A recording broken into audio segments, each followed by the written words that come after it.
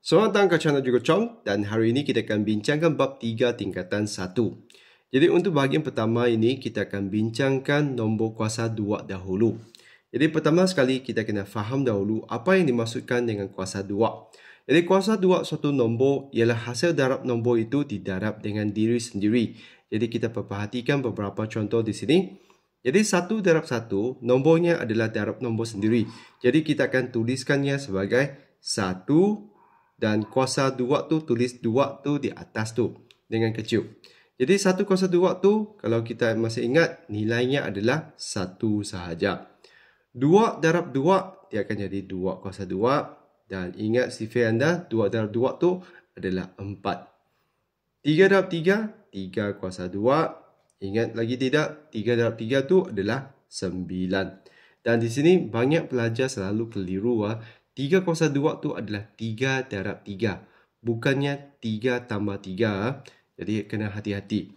4 darab 4, 4 kuasa 2 iaitu 16. 5 darab 5, 5 kuasa 2 iaitu 25. Okey, jadi untuk bahagian nombor ini dia ada nama khas. Jadi saya highlight dulu. Okey, nombor ini iaitu hasil daripada kuasa 2 tu.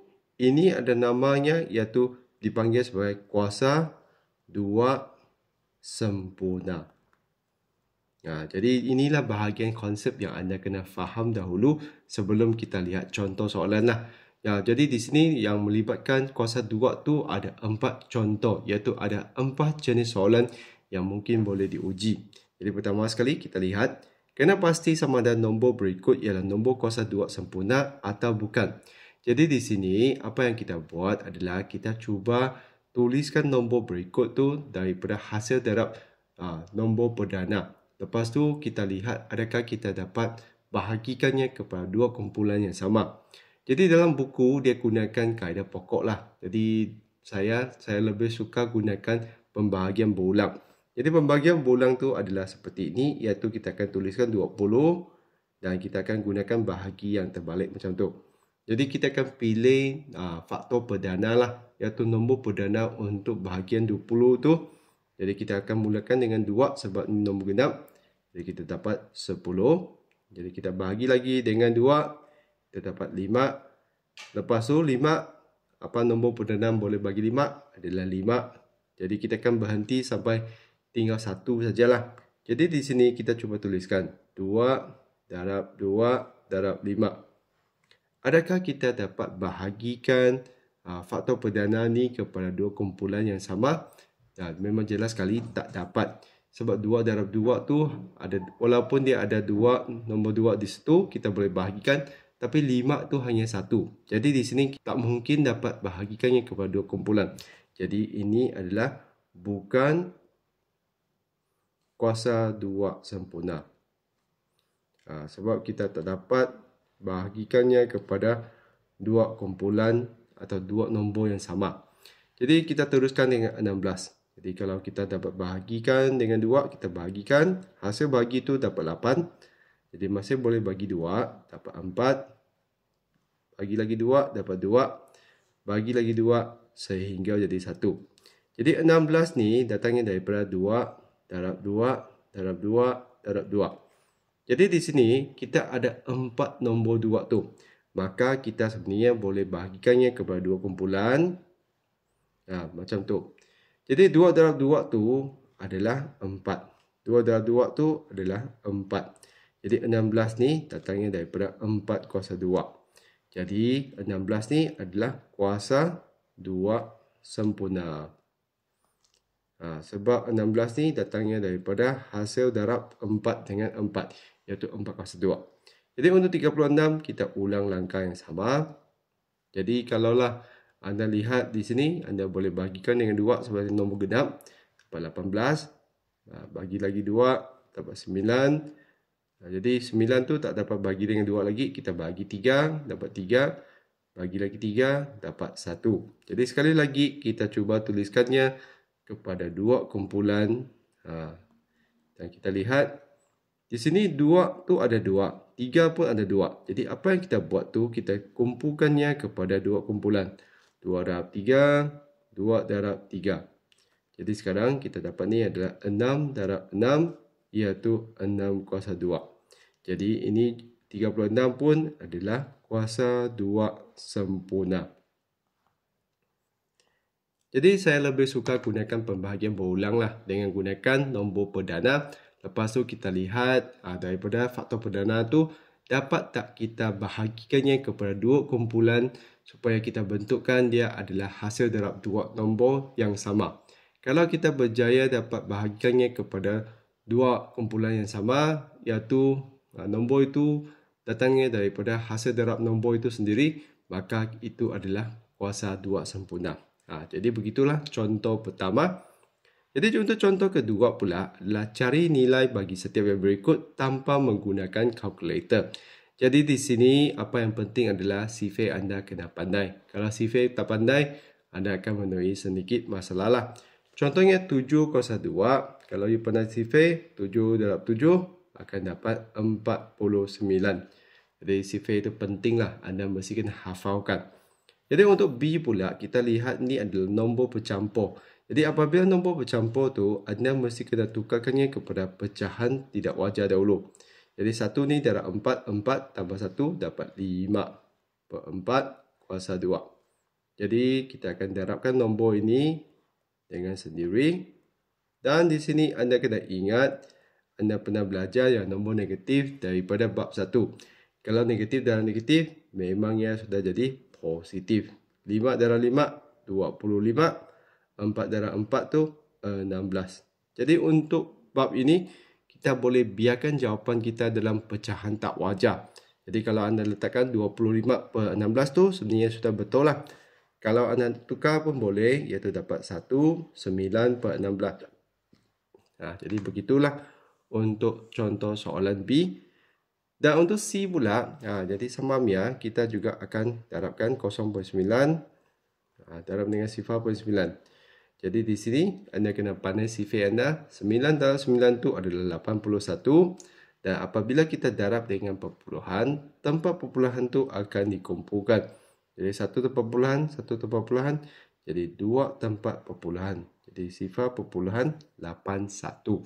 Jadi begitulah contoh yang kedua, iaitu macam mana kita kirakan sesuatu kuasa 2 tanpa menggunakan kalkulator.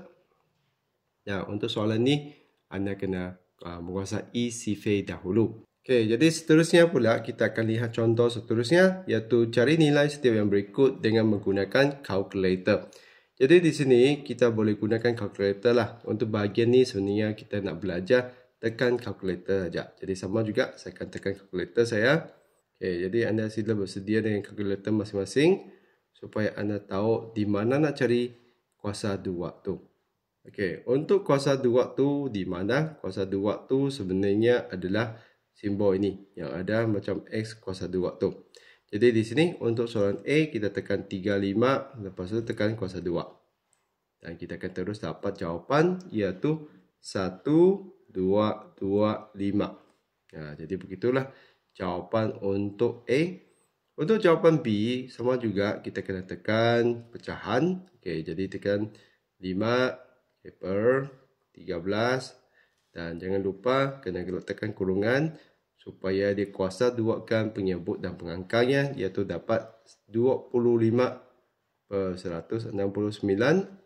Dan untuk C pula macam biasa kita tekan kurungan negatif 17.5 tekan kuasa 2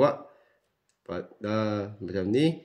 Ingat tukar balik kepada perpuluhan, iaitu 306.25.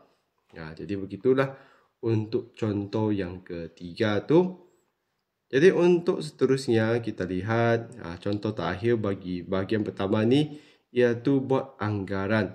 Jadi semasa kita buat anggaran tu, kita akan buat apa? Kita akan lihat nombor itu. Kalau nombor itu lebih daripada 10, maka kita akan buat bundaran kepada puluh yang terdekat. Contohnya untuk A, 32. Kalau kita nak bundarkan tu, kita lihat nombor yang besar ni. 2 ni dia adalah kurang daripada 5. Maka kalau kita buat bundaran, dia akan jadi 30 kuasa 2. Jadi di sini kita hanya perlu carikan 3 kuasa 2 tu 9, sifar di belakang tu akan jadi 2 macam tu. Jadi kalaulah anda tak percaya, anda boleh tekan kalkulator 30 kuasa 2 memangnya 900 dan kita lihat 32 kuasa 2 tu adalah 1024. Jadi dia dekat dengan 900 lah. Kalau kita letakkan yang lebih jauh, contohnya kenapa kita tidak kira terus 32 kuasa 2? Sebab ini adalah anggaran. Kalau anggaran tu dia hanya mau anda lihat apakah nilai terdekatnya lah. Jadi untuk B pun sama juga. Kalau kita perhatikan ini adalah belasan. Kalau 18, kalau kita nak kirakan, memang boleh kirakan tapi leceh. Jadi di sini kita anggarkan. Jadi cara yang lebih senang tu kita akan anggarkannya dekat dengan 20 kuasa 2. Jadi untuk 20 tu, 2 kuasa 2 tu akan jadi 4. Sifar kuasa 2 tu akan tambah 2 sifar. Sebab kenapa? Sebab 20 darab 20 tu dia akan tambah sifar kat belakang tu. Okey, untuk C pula kita lihat. Untuk C, kalau anda lihat nombor itu adalah perpuluhan dan dikurang daripada 10 tu, kita akan gunakannya kepada sah yang terdekat. Jadi untuk 7.8, kita lihat 8 tu dia adalah lebih dari 5. Jadi kita akan tambahkan 1 ke depan iaitu menjadi 8 kuasa 2. Jadi 8 kuasa 2 kalau anda dapat hafalkan dia adalah 64. Kalau you tekan 7.8 memang dia jawapan tu dekat dengan 64 lah. Macam tu. Kalau untuk D pula, kalau kita perhatikan, perhatikan di sini ini adalah perpuluhan, sifar perpuluhan 315. Jadi apa yang kita buat tu, biasanya kita akan tinggal satu tempat perpuluhan tu sajalah. Kita akan semak nombor di belakang 1. Jadi 1 ini dia akan jadi sifar. Jadi kita akan kuasa 2 akan sifar perpuluhan 3 kuasa 2. Dan kita nak tahu 3 kuasa 2 tu 9.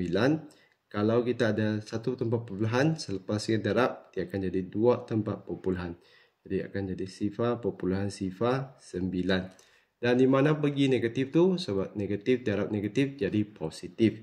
Jadi begitulah untuk bahagian pertama bab 3 tingkatan 1 ini.